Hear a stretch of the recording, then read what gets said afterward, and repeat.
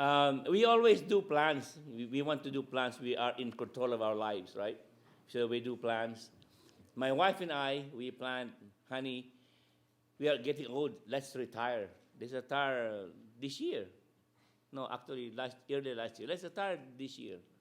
And now, from now, we are not renting any more houses. Let's buy a house. We will retire. We'll buy a house. We buy these cheap furnitures from Craigslist, $50 for that, and throw them away, and let's buy some fine furnitures, and let's enjoy our lives and stay here in Nevada. Good plan, isn't it? And guess what? In 2 months, we were both homeless and jobless. Where did you go from there to there? You know? Suddenly, we bought a house because my wife said for 2 PET scan, he was cancer free. And I said, we can now settle here in Nevada, it's fine. And then we bought a house in February last year. And we settled down, and then the news came, the cancer came back.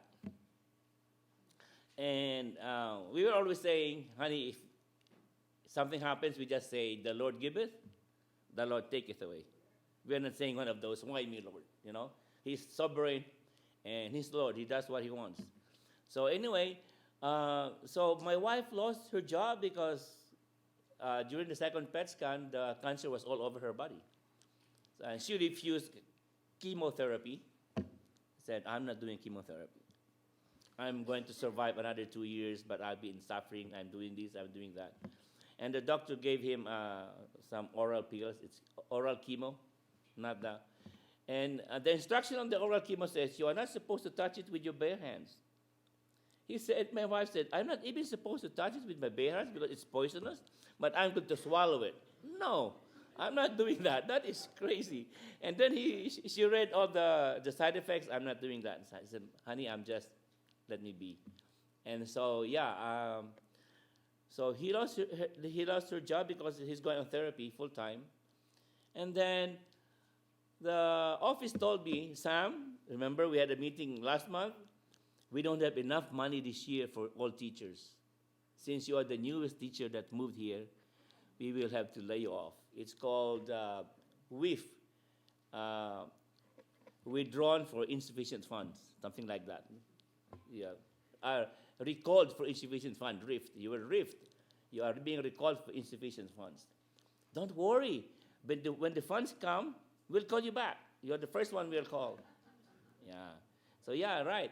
So at the end of June, my wife has lost her job. I have lost my job, and we just bought a house. So I sold my house. I put it online. In the morning, in the afternoon, there were 2 bidders. Did you believe that? God is good, isn't it? But the buyer said we would like to come into the house by the end of June. Oh, so honey, by the end of June, we are both jobless and we are both homeless. So you make your plans, and then suddenly the Lord has other plans. So what does that do to your faith? And I was testifying to the church. I said, you know what? We are both jobless. We are both homeless. Now where do we go? This is what we're going to do, I told my wife. We are going to get 2 big U-Haul trucks. The longest, the 2 longest U-Haul trucks that you can have. And the other one will be holding our car. The other car you ride with your friend. We have some friends to drive us. And where are we going? We don't know. We loaded the U-Haul trucks. No job, no house. We don't know where we're going. You know what? We're going to Kingman, Bullhead area.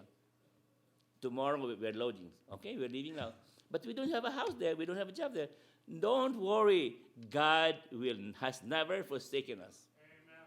You know, God has never forsaken us. So, can you imagine loading your truck, everything, and you're going to a place, you don't have a house, you don't have a job? See, you know, honey, in all the years that we have been together, God has never forsaken us. Never. So on the way here, I got a phone call for a job interview in Bullhead. So I thought, you see, one of the problems is done. If I get an interview, that means I'll get the job. That's a given. So the problem is the house. Where do we live? And while coming here, my wife was in so much pain, and she was vomiting, she was in so much pain, and it was terrible. But And then anyway, we came here. We booked ourselves in the Riverside Hotel in Laughlin, because that's where the job was. The job was right. And then while we were booked at the hotel, I was looking for a house, and we got a beautiful home, a really beautiful home. And I told my wife, we can rent an apartment, but this is a really pretty home in a gated community. And if we are going to pass away, I told her frankly, I want you to pass away in a nice place, in a nice environment.